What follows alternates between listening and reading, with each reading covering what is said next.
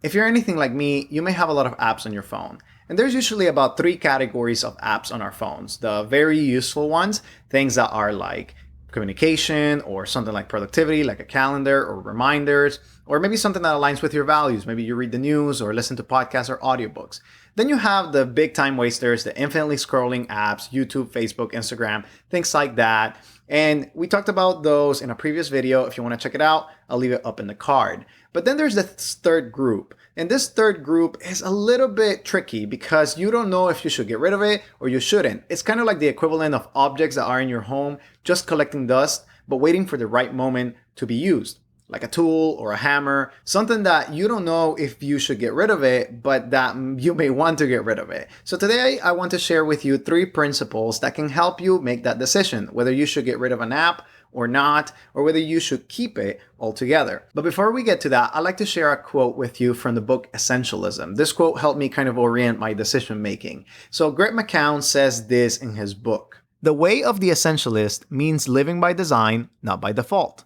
Instead of making choices reactively, the essentialist deliberately distinguishes the vital few from the trivial many, eliminates the non-essentials, and then removes obstacles so the essential things have clear, smooth passage." With that quote in mind, let's get to our 3 principles. The first principle is to ask yourself whether this app or object is going to be useful in the next 3 to 6 months. Now, I'm not talking about being used, but about being useful. Now, this question is a little bit more pointed because it allows you to determine whether something is actually going to be fulfilling its maximum potential in the next 3 to 6 months.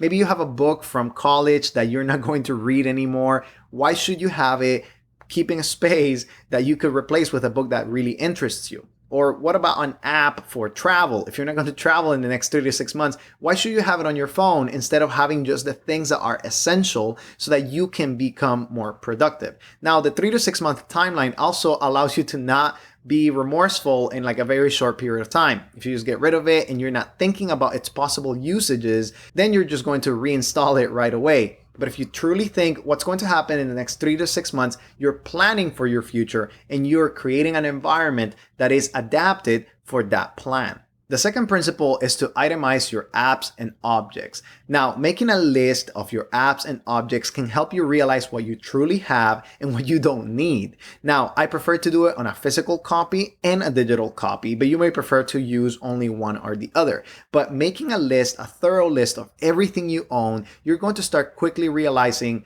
that shirt that you had from college that you don't use anymore.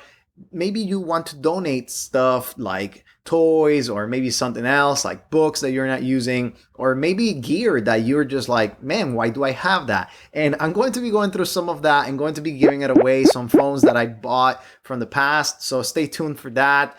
This is not on this video, but on future videos. But making a list is so essential. When you start making a list, you start realizing, hey, what do I have and what do I need to get rid of?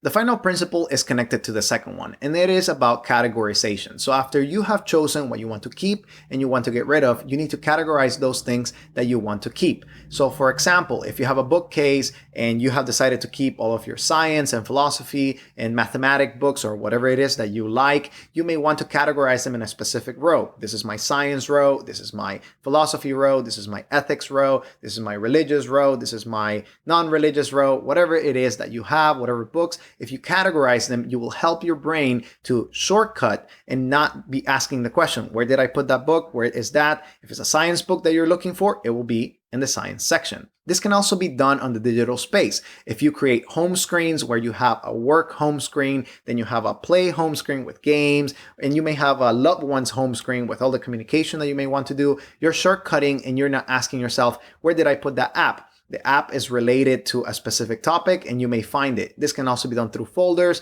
or different categories. Whatever suits you, just categorize in order to help your brain automatize the tasks. These principles will help you to increase productivity because you're not thinking, but you're just doing. I hope these principles helped you realize a little bit more about your environment and things that you may want to keep or you may just want to get rid of. These have helped me immensely, and it is a continual process of itemizing, asking myself, is this going to be useful in the next couple of months or not? And this can also go with programs in your computer. So apply it to different areas of life and you'll see your productivity increasing because you're constantly asking, automatizing, and increasing productivity by having a proper space. Now, if you are new to the channel and you want to subscribe, here we talk about habits, we talk about tech that is useful to help us restore the balance between the digital world and the analog world. So if that's something that interests you, make sure to subscribe. Now, as a final thing, I'd like to say thank you for supporting the channel. And for those who are the giveaway winners, here are your names, and I will be contacting you shortly. There's another giveaway coming on the next video, and it is about this app that I've been talking about, which is Ratio,